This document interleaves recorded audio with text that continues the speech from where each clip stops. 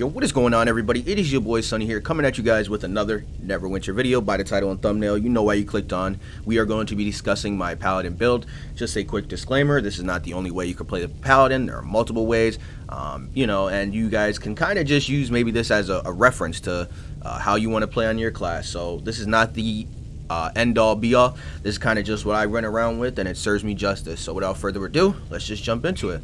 We're just going to kind of go through everything as I see. We're going to start with utilities. I still use tacticals. You could probably get away with using some darks, but I still prefer the income and healing on the tank. For my defenses, it's really kind of just preference. I use the assassins to kind of help with my stats. So the assassins give deflection, critical avoidance, awareness, which is all three vital stats as a tank that we need, so you might as well. So you could also just stack pure radiance as well if you're just looking for like an HP kind of build, but you'll see it later on in the video that my hit points I think are pretty good. For the main hand, the weapon enchantment of choice, if you're really looking to maximize your effectiveness on a tank, you definitely want the bronze word. It is very expensive. It's probably one of the best. BIS is the term I would use for this as a tank, right? Whenever you use an encounter and a daily power, even at will, you deal bonus 8% damage as arcane. But here's the big ticker. Targets struck by your encounter powers become marked for 10 seconds. Marked targets will take 6% more damage from you and your allies. It can only be applied once every 20 seconds though. So this is very good for the beginning of the boss fights, or even just the beginning of the mob. You want to make sure that you're hitting everything. And that's where we're going to jump into, the set I use myself, the weapon set. I use the Stronghold. I love the Stronghold set. I think it's awesome. A little underrated in my opinion, but it still gives that 2% outgoing damage, outgoing healing, and we get a 2% damage reduction. So, it stacks up to 5 times, so theoretically speaking, 10%. You know what I'm saying? Which is crazy to me. In terms of the gear itself, it's kind of be to each their own, unfortunately. I kind of use the gear that suits my stats. You might need to use a different chest piece to maybe help cap out your defense. As you'll see further on in the video, my defense is capped without that chest piece that gives 1,000 for every member in your group. So I went ahead and used this one instead, the Survivor's Remedy, kind of just giving us that little bit of heal over time that tanks got nerfed with. But I do find myself staying alive pretty well. It just depends. I kind of switch up things depending on the group too, so I'll talk about that as we keep going. Artifacts, again, I use the globe set. You can use that new set. Where is it? It's actually made for tanks, but the problem is with it is you got to stand still, and I'm not really one that likes to stand still. And if you stand still, you can really take advantage of it right here, dashing decoy. When you stand still for 3 seconds, you take 5% less damage, and your awareness is increased by 5%, and threat generation is by 10%. The threat generation isn't really that big, but the awareness is pretty cool if you're not capped. And then of course just taking that 5% less damage is always a plus. But like I said, you got to just be standing still, and I'm not really sure if as soon as you move it just disappears, or if you just just slide over if the boss pushes you, does it not work anymore? You get what I'm saying? So not really my favorite. I just use the globe still. So to each their own. Like I say on this part, you can also use the Masterword set if you really want to. That is expensive, but it's not bad with helping you cap your stats. Or if you checked out my not even new artifact set, but it's probably going to be up by the recording of this video, the Apocalypse set, to help with kind of a more debuff if you feel you got enough defensive stats and you're just looking for more debuffs on the enemy. That is a perfect set to be using on a tank, the Apocalypse. We're still going to be critting with this build, and every time you crit, you apply that 1% damage reduction. I'll just go ahead and search it here on the marketplace just because to show you. You need the choker, you need the neck, the waist, and then right here the dagger itself, which is going for 1.2 million on Xbox. So a little bit more expensive than PC, but still not too terrible. But as you guys can see right here, whenever you hit an enemy with a critical attack, the damage they take will be increased by 1% for 5 seconds, stacks up to 5 times. So that's really good if you're looking to be like that kind of tank that just debuffs everything, because we'll have the bronze word, you can have the Apocalypse set, and then as well as I use the Heart of the Black Dragon kind of for that debuff. I do have the Thirst as well, so it really just depends. You know what I'm saying? The artifacts you can really just play around with if you're looking for, the book set. If you have the Frozen set, not the Frozen set, the Storyteller's Journals, those give you HP, I believe, at the 2P set, so that's not a bad one. Shirt and pants, same thing here, just the highest item level and whatever we're lacking in the pants department in terms of stats. So I went with defense awareness. You might need defense critical avoidance or defense deflection. So that's where, you know, I don't want you guys to take exactly what I'm wearing, but just kind of use it as a guide as well. For my rings, I haven't found really better ones than these. These are just beautiful. These are the +5 ring of the commended, and when you have been running for 1 second, you generate threat as long as you're moving. And then same thing with this, when you have been running for 1 second, you gain 10% increased damage resistance as long as you're running. So these are 2 perfect rings, and they both give over, you know, 3,000 combined total stats. This gives awareness, deflection, and this just gives straight defense. I think I covered everything in this front page. My armor enchantment, I use the Bark Shield. You can get away with using negation, you know, if you're really looking to maximize your tank. You know, it's really just to each their own. I know I keep saying that, but it just really depends on what you can afford at the time of you building up your toon. If you can only afford a Shadowclad or a rank 8, just buy the rank 8, you know what I'm saying? But in terms of, you know, progressing up, you know, maybe you want to look at a negation or a Bark Shield. It really just depends on how you play your tank as well. But continuing on, I put my points into Constitution. That's the big one. Some people put their points into Strength for that physical damage boost and stamina regen. I kind of switched it up though. I went with Con and Charisma for the Forte, which helps out with the stats and as well as the recharge speed, which is pretty good on the tank. It's not the best, but I like to have my encounter powers come back quicker on the tank just to maintain aggro way more easier. In terms of my stats, you know what I'm saying, they're here. Nothing too crazy. My power does jump up more than this, but it does, you know, 5,000 whenever I kill somebody. And then I'll get another, you know, 5,000 whenever I deflect. So I can't really show you guys it here because I'm not taking damage and I can't kill anything. And then same thing with my boots. I'll gain that an additional, you know, I believe it's almost up to 5,000 with these boots as well. And these stack up to 24 times. So it's, you know, my power, you know, probably jumps up to close to the 50%. So we're nice there. The offensive stats really is not too much you can do about them. The important thing is you gotta cap your defensive stats, and I would vitally go with defense first, awareness next, and then kind of go from there. You can start stacking hit points. I try to do my best and stack all these to the best of my ability with what I have. If you have better stuff than me, you'll probably be able to cap these easier, and that's why I say it really just depends on what you have in your Neverwinter journey. Because companion gear is going to play big into this as well, you know, what companion bonuses you have and things of that nature. But and then I'll discuss some of the potions I use as well to kind of help me with my stat caps. I'll go ahead and pop this one, the Caprice, which gives us 10% more deflect and 5% additional hit points. I'll use this cream coffee from the Stronghold. This will help boost my awareness over capped. I kind of just use this to kind of help out with DPS because we still want to do a little bit of damage to maintain aggro. We don't want to lose it. And then the Forge Hammer's Favor. This will help with our deflection. So if I go ahead and pop all that, as you guys can see, my awareness is capped. My deflect will probably go up during fighting. So it's not bad. You know what I'm saying? We got 3 out of the 5 main stats. Deflect severity isn't really that bad, though, you know, it is what it is with this. And then critical avoidance, you know, we're trying to do our best to cap it, but it's really, you know, I'm finding it very hard to cap all these stats on a tank. Maybe you're having a little bit of easier time because maybe the RNGesus is being a little bit nicer to you, but as it stands, this is kind of what I have. In terms of the powers, we're just going to go through these things pretty quickly. I use Radiant Slam and Oath Strike. I use the Oath Strike primarily, though, for the increased threat generation. I use Sacred Weapon, Smite.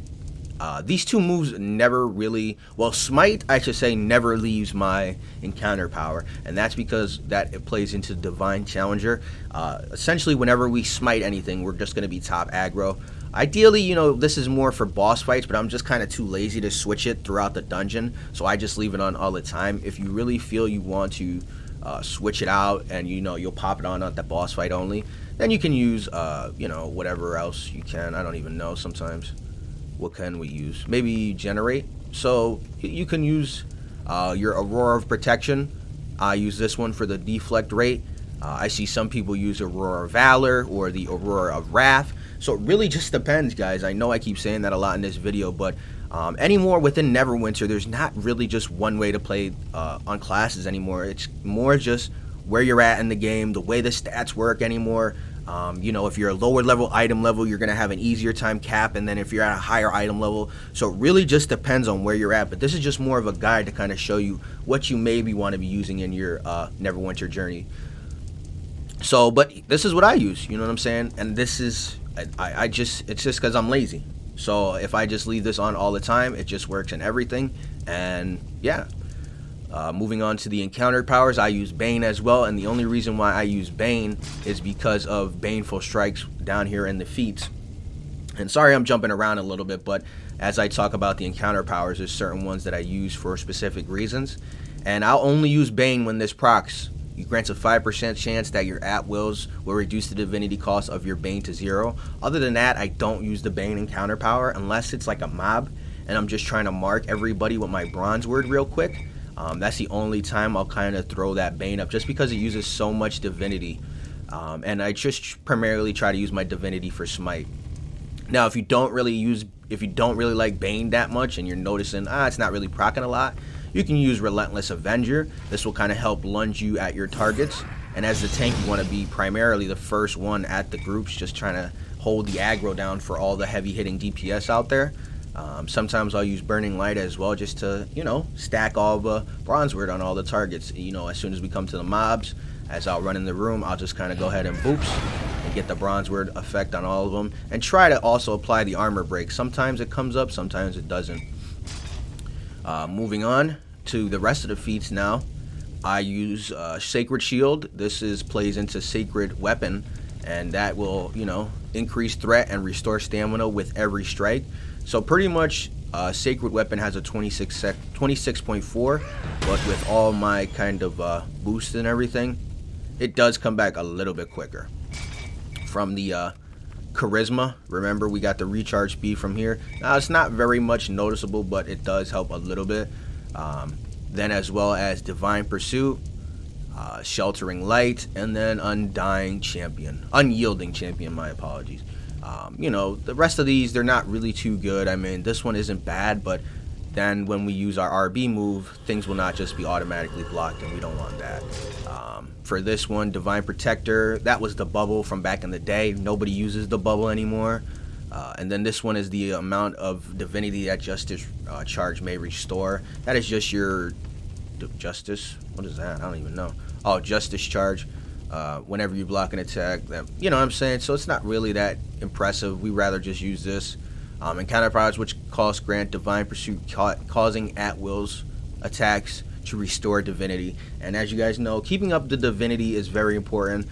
Making sure that you always have smite available, because sometimes the boss, you know, will get off of you. You know, there's a couple instances where if a DPS kind of hits that one hard encounter, you know, and you're just kind of slacking over there, you want to make sure you can smite him as quickly as possible and get him off of the DPS, because they will drop fairly quickly anymore with all the combat changes. That's why it's pretty important to have a good tank, maintaining the aggro and everything. And then, of course, you know, I did miss the dailies, but there's nothing too crazy here. I use Shield of Faiths. 9 times out of 10 decreases damage taken by self and nearby party members by 5%, and increases healing received by 10. So really just it's really just a party buff. Sometimes I'll use Divine Judgment just to kind of help out with some of the DPS. It just depends on the group, guys. If I notice nobody really needs heals, I'll use Divine Judgment more times than not. And if I'm noticing the group really needs heals, then I'll use Shield of Faith. So this one you gotta kind of play around group by group, guys. I do want to talk about that being said, group by group. If you're struggling to stay alive, this is pretty much like the end all be all. Like, you're gonna stay alive. And that is, I use the Sacred Weapon still, just because we still want to be able to, you know, help with the threat generation as well as increase our stamina. So don't forget about that with the Sacred Weapon. That's why it never really leaves me. And then as well as Absolution, and then Binding Oath. The Absolution will decrease damage taken by 20%, and, you know, the Binding Oath pretty much gives us our stamina regen. I don't find myself having to use these too often, if at all. You know what I'm saying? The only time I'll really use this, if the Scorpion and Lam, not the Scorpions, the Worm and Lam, the second boss, is the lightning is just being a pain in the dick on that specific, you know, dungeon run. I'll just pop these on real quick, you know, run around them, and be good as new. So I'm just going to go ahead and switch my counter powers back real quick, though. just so I don't forget next time I run something. Let me see my Bane. Oh, no, I got to get my Smite in there. But other than that, that's about it in terms of what I run on my powers page. We're going to move on to the boons. The boons is going to be a little bit my favorite word now, to each their own here. Depending on what you're lacking, is it going to be depending on what you want to take. I would recommend taking all of the defensive ones you can first before offensive. So pretty much essentially that's what I did. So deflect, awareness, defense, and as well as critical avoidance. And then of course hit points is still huge. I even went with movement speed. As you guys know, movement speed is still big. You got to get to the groups relatively quick. You don't want to be lacking behind. And then I did do this one just because we're doing a lot of fiends, and in IC things hit pretty hard, so that damage reduction off of that does help out a little bit. Moving up to the tier 5 category, I went with incoming healing and then a recharge speed. Again, quick turnaround. For the master boon, there's really not one in particular that you can, that's going to game change, I guess you can kind of say. So I used enhanced application. Pretty much just applies a nice heal over time. And as a tank, they really nerfed our kind of ability to keep ourselves alive. So just kind of doing those little odds and end checks really help out. For the guild Stronghold, this is going to be depending on what guild you're in and what boons you have. I use the critical severity. And then for my defense boon, I was actually able enough to cap my defense as well as have enough hit points that I can use the critical avoidance, right? If your guild has this, not too many I know do have this, so you might have to use the hit points. But it does help out nicely. It gives us a nice little chunk to help us cap our critical avoidance. Utility really doesn't matter. I use the mount speed. You can use the XP bonus if you want. You can use the group healing potion. Healing potion bonus itself, if you're, realizing you're just trying to stay alive easier and you don't have necessarily stones of health to get you right up to 100%. And then PvP, I don't have any boons. I don't PvP. Companions. Another one, I don't want to keep saying it, but I am. To each their own. This is where it really gets down to what you want to use. I use an augmentation 9 times out of 10 just to kind of help maintain my stats. And I prefer having my stats capped over, doing a little bit of DPS. But if I do notice healing is on point, the group is on point, and I'm not really dying, and I notice like I can kind of fool around a little bit more, I'll go ahead and put on the lion. You know what I'm saying? Help out with the bonus from its roar that it gives. It gives that radiant damage boost. This companion is pretty expensive now, but if you can afford it, it isn't a bad one to have. And then, I do have the Zuna as well, not to kind of flex, but if you're really looking to just do DPS in a dungeon at some point, or maybe you're running your dailies or something, this is a good bitch to have. I mean, that's why her name is Bad Bitch, because that's what she is. But, I do like the Deep Crow. It's relatively cheap. You can use the Ion Stone of Allure, I think it is, but I do like this one because it helps with deflect, awareness, and critical strike is like the kind of one, but deflection and awareness is pretty big to still cap, and those are the stats that I was lacking in. So guys, it really just depends on what you're lacking in. Please don't just follow my build down to the T. Use what's going to help you get to your stats to be capped first. That is the priority here. Like I said, in terms of the gear and everything, I use deflection awareness, deflection, and then critical avoidance deflection. Why? Because I need those stats. If you need defense still, get your defense capped, right? And then for my Runestone, same thing. Whatever I'm lacking. Deflection in this one, awareness. Deflection, and then the awareness. In terms of your enchantment, this is where things get big. As a tank, I love using armor break. If nobody else is using it, which 9 times out of 10 there really isn't, this is big. Whenever you hit an enemy, reduces their defense by 7.8%, 7.5%, sorry, for 15 seconds. If somebody is for some reason having that, or maybe you're just having a hard time staying alive, redemption is big for getting that heal over time effect. So it really just alternates between those two. Not fortification, sorry, armor break. So redemption or armor break. Those are the two I really switch between. Companion bonuses, the only one I would say you really maybe just want to have, and that's relatively cheap, is this one right here, and that's the Ignis Insight. That gives 30,000 at Mythic. So other than that, the rest of them kind of just play their part into helping me cap my stats. This gives hit points, defense, awareness, defense, critical avoidance, and this gives hit points. So relatively speaking, it's kind of just all over the place. They're just here to help you stack on your stats. I don't know why I'm having a hard time talking right now, but you know, stat capping. And then last but not least, we're going to jump into mounts. This is where the tanks got hit a little hard because of a lot of these are on a 10-second cooldown, which really sucks. It really does, but we're still going to go ahead and use them just because I'd like to be able to stay alive without always needing a healer. That's kind of primarily the way I play my tank. I don't want to always rely on a healer. It's kind of annoying because I just pub sometimes, and if the healer's bad, like there's nothing I can do about it. And then what? Am I just gonna die like the DPS? No, I'm the tank.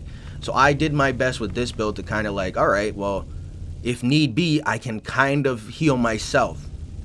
And so with that, we use Knight's Rebuke, Oppressor's Retreat, Barbarian's Revelry, and Survivor's Blessing. And then I still got my Gladiator's Gal for that movement speed. As you guys know, I love movement speed.